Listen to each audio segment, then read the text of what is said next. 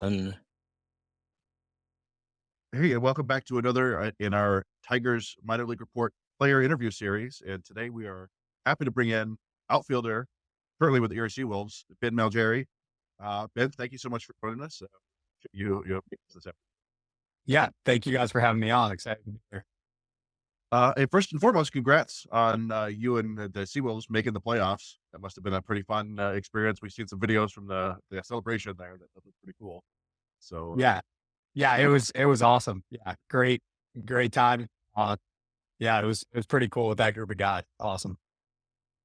so one of the things we always do when we kick off an interview is we like to ask people about their earliest baseball memory. Before you tell us yours, though, I have a feeling you grew up in New Hampshire in Yes, the I early did. 2000s. I'm a little bit worried about where this is going to go, but go ahead. My earliest baseball memory.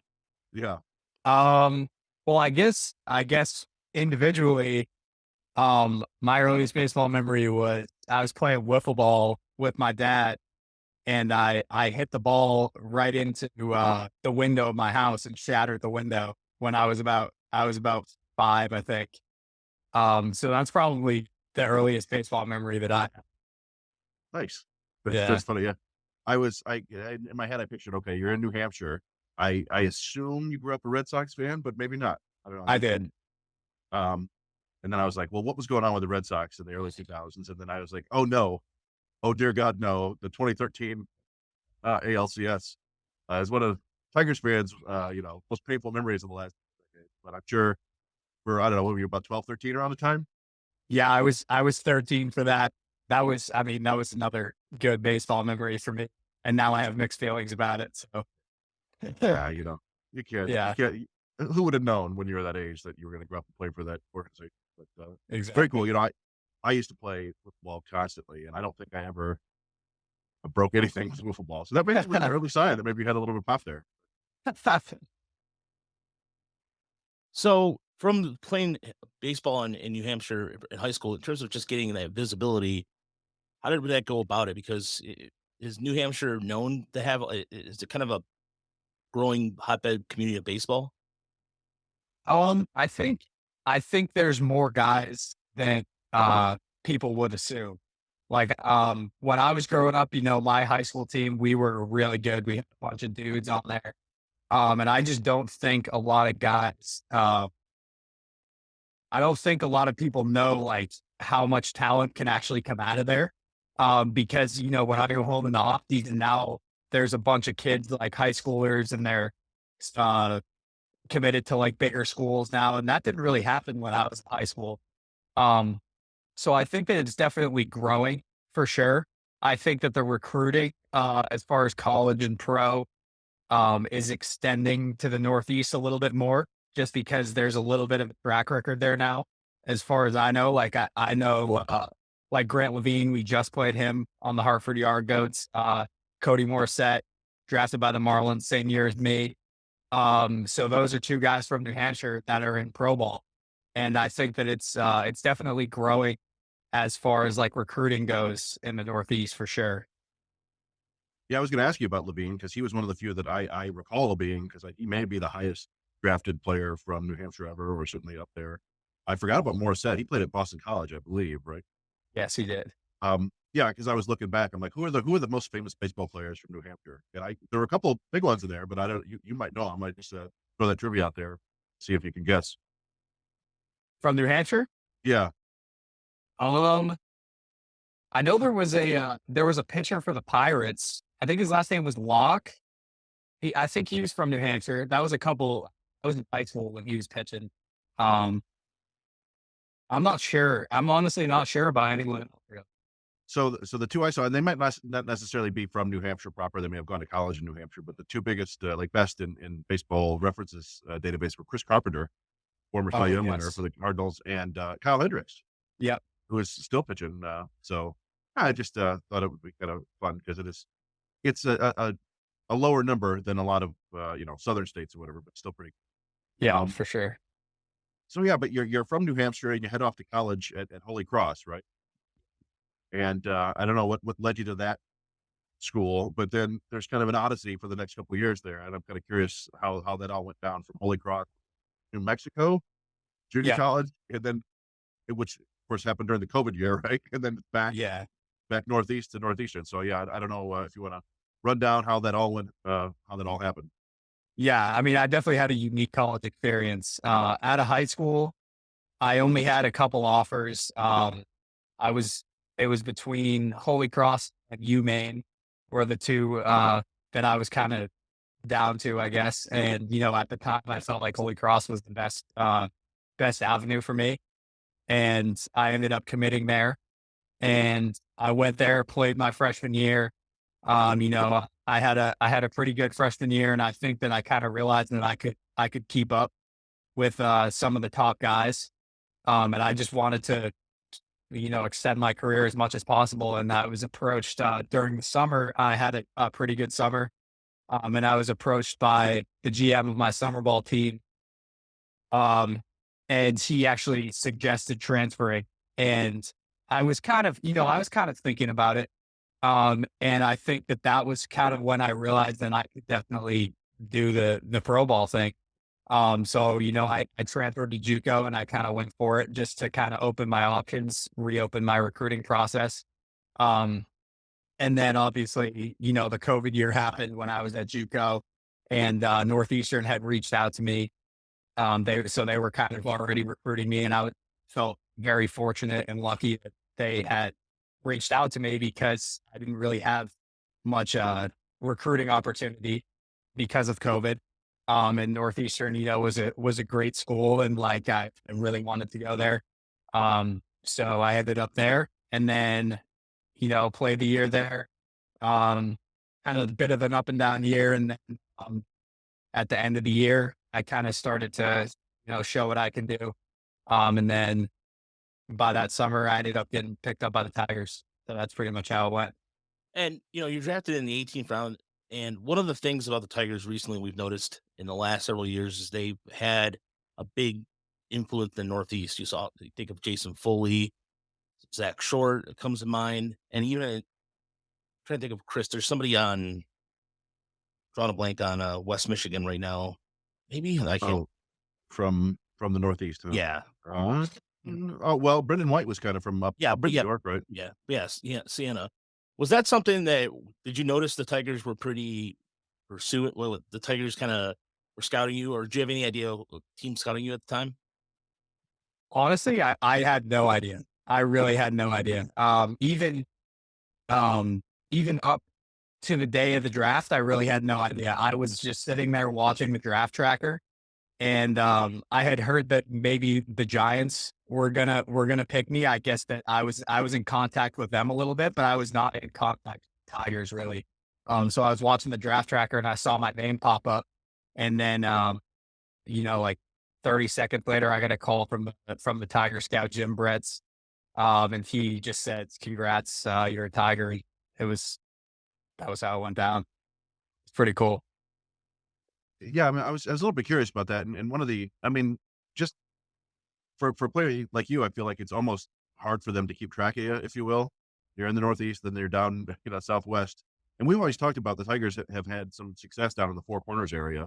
I was curious if just through a sheer chance in your 3 weeks of games down there or whatever, if you ran across Wilmer Flores, because I think he was at Arizona Western.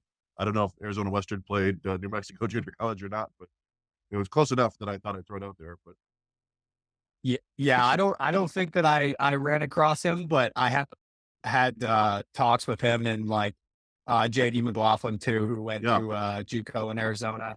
That so we were kind of in the same circles, like we played the same teams and stuff, but I don't think we ever actually played against them when I was there.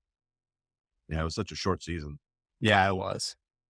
So, how are you handling the adjustment from West Michigan to Double A in terms of you got off to a really good start? You took advantage of a big outfield at West Michigan. It's I think one of the biggest across the system, and that played up to your advantage. It showed your speed and defensive skills pretty well. Going up to Erie, a little different out there. They have that center field's it's a weird layout out over there, but nevertheless, Yeah. how's the adjustment been for you in Erie? It's the same game. I'm just trying to keep it simple, and play my game. It's definitely a step up for a reason. And I'm just trying to stick to my game, and hoping that I can get back to where I was in West Michigan. But I'm just gonna keep going out there, playing my game, making the adjustments that are necessary, and doing whatever I can do that's in my control. Yeah, it's one of those things. You spent all of last year at West Michigan, and then that you head back there to begin this year. And I don't know if that's tough to be like, I was hoping I'd move up. I don't know if they talked to you about that and said like, hey, when we get a spot for you, we'll move you up, or if you just had to just go out there and I'm going to prove it with my bat and my play. Um, but we were out there for the first game, and as I recall, you had maybe the only run and what the Whitecaps debut was a home run off that Erie Arte kid who was nasty. But I don't remember. Yeah, I don't know if I have a question here. Just like, were you a little bit disappointed to be back in West Michigan, or was it just like, got to do what you got to do? I think it was more just you got to do what you got to do. Like I said, like it's the same game. Obviously, I was hoping to get moved up, but that didn't end up happening, and I just went out there and played my game, and you know, took care of itself. I think that I showed what I can do, and ultimately I ended up here anyway. So it's wasn't really that big of a thing. Yeah, and you were the first of kind of a wave, I guess, a mini wave of guys who came up from West Michigan. I think Montero came after you, and then the last couple of weeks it was Big B and Myers, kind of the old crew back together. Yeah. Where you like pull guys aside and show them around, like, here's what you need to do here at Erie. Yeah, those are my boys. Yeah, they're great guys. So it's definitely nice having them up here. We're all the same draft class and stuff. So we hang out, you know. I guess I showed them around a little bit, but they figure it out. They're great guys, great teammates. So yeah. Well, and there's Blake too, Halub or Halub. I forget how to Yeah. pronounce his name, but yeah, he's come up recently. Um, yeah, we go out to Erie a couple times a year, and that seemed like kind of a fun place. There's some places to hang out, like Plymouth Tavern or whatever that we went to. But yeah, so you're plugging along there in Erie, and then suddenly you get injured. It was a facial injury. Is that what happened? I don't know if you want to explain what happened there. Yeah, I got drilled in the face, basically. So what happened. Yeah. It was a 3-2 count, and I was trying to just kind of like stay in on the breaking ball for a second longer. By the time I noticed it wasn't a breaking ball, it had already hit me in the face. So Was it, but no, like, broken bones or lasting damage there, or was it just? I had a broken bone in my face on my nasal spine. I guess that's what they told me. I guess it's a minor bone. So I ended up being really, really lucky. It could have been a lot worse than it was, and I ended up in the lineup 2 weeks later. So that was I was really lucky. Sheesh. I've never heard of the nasal spine. Yeah, You same. I was gonna say same here. There. Yeah. they made that up. Um, So what is your goal? You set yourself up with goals in the beginning of the season, or are they just like in terms of hitting goals, defensive goals? What's your mindset as you head into the season of what you're looking to accomplish? Yeah, I think coming into this season, I was trying to make it less about the stats and the numbers. Because I think that last year I kind of got really, really caught up, especially in my offensive numbers, like at the plate and stuff. And I felt like it distracted me from just like playing the game. I think that there's something to be said about just going out there and competing for 4 or 5 at bats, nine, like whatever you need to do. Because the numbers can be very distracting, like getting moved up can be very distracting. Like there's all that stuff that, obviously everyone wants to make it to the big leagues, and like that's the ultimate goal. But I'm not going to get there by worrying about my batting average every time I go up to the plate. So I think that it's more about just like playing the kids game, having fun, going out there and doing my thing.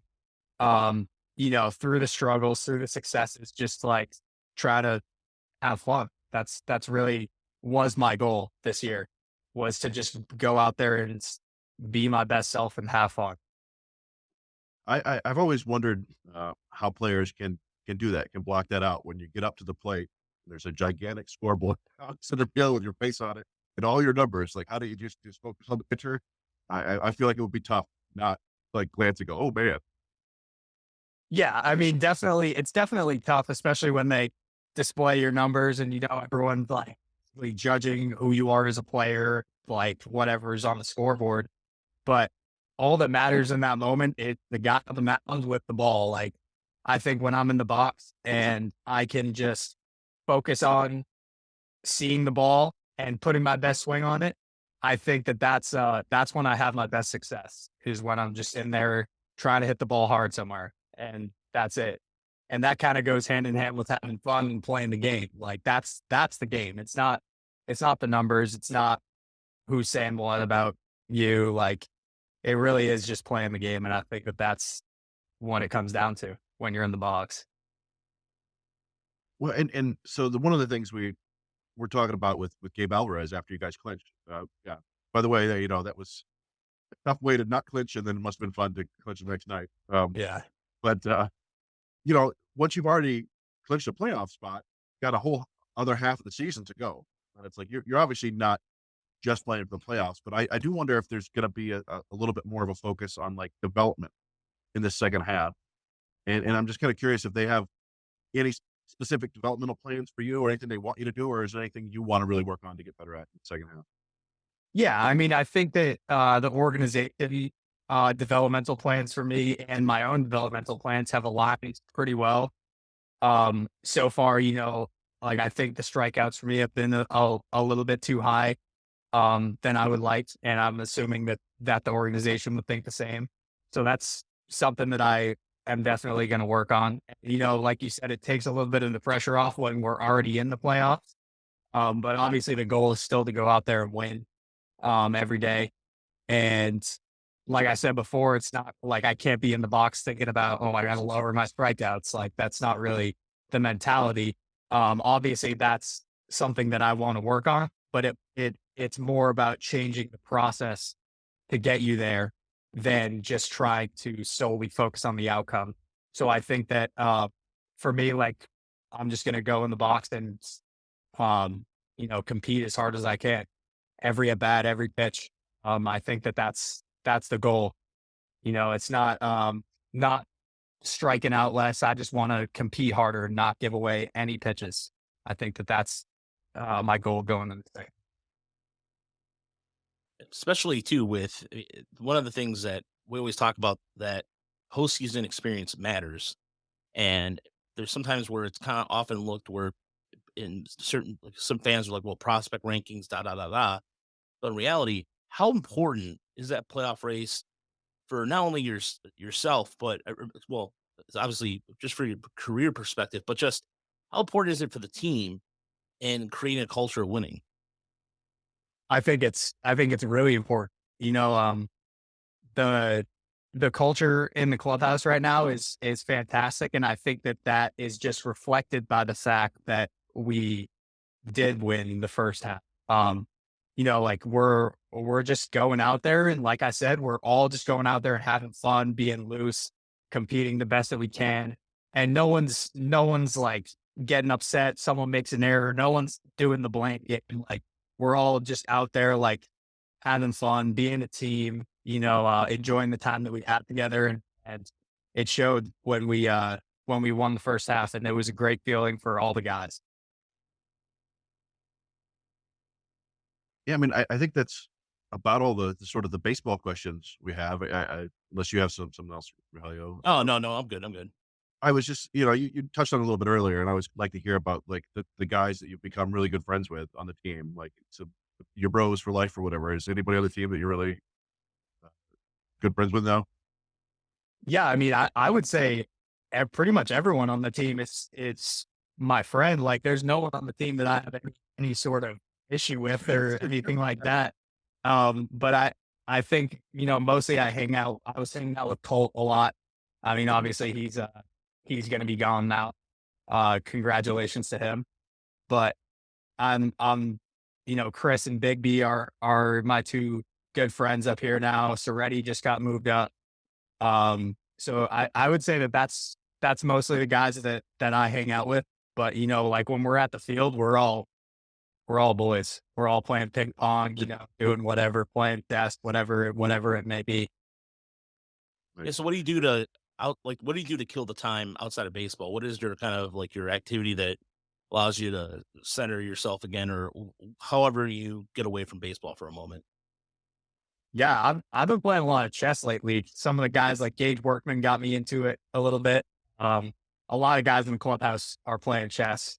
We're kind of into that. So that's definitely a little team bonding thing. We got some chess boards that we play chess with whenever we got downtime. After BP, whatever it may be. But that's definitely been my thing these past couple weeks that I've been liking. Do I'm people so use bad at terms chess. like no? So yes, do Me like too. for example, people use the words like phrase like, "Oh, look, he's putting on the French defense," or "That's a Groves attack." And Or there's no, because I used to play chess when I was younger, and then people would say these things, and I had no idea what they meant. I'm just like, "Oh, look, I'm just trying to move the pawn, and I know the knight does this, and I'm screwed either way." So that it's just some of the terminology sometimes when they make these or they have the one called the Dutch defense.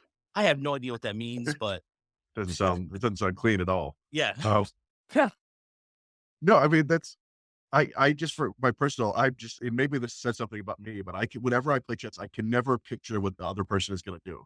I'm just thinking about what I'm doing, and then like, oh, checkmate, because I haven't even thought about what they might do, and that's a fair problem for me. But I think that's got to be a great way to calm yourself and just kind of you get thinking basically cerebral, right? You're instead of doing something that's very physical, you're doing something that's very cerebral, and I feel like that probably is a good time away from baseball, if you will. yeah, definitely. I think it, stimulates the mind a little bit, like you said, cerebral. I think that it's a good activity instead of just like sitting on your phone or playing video games, whatever, playing chess. Something to do at least. Yeah. That's good. Yeah, because for years and years we would just ask players and be like, I play Fortnite or FIFA or whatever. And Erie locker rooms out there going like queen to king chess four or whatever. I don't know. Very good. That's awesome. That's awesome. yeah. Well, Ben, thank you for taking the time to talk to us. Really appreciate it. These interview series have been going well for us, and a lot of our fans are fans of this because they get to know a different side. And congratulations again on you're making playoffs. But not only that, but so far your power numbers are actually more home runs theory than you have in West Michigan. And again, you continue to adjust your games getting better, and we just want to applaud you for that. And good luck the rest of the season. Thank you guys very much. Thanks for having me on again. No problem. Thanks, man. All right, let me stop this real quick.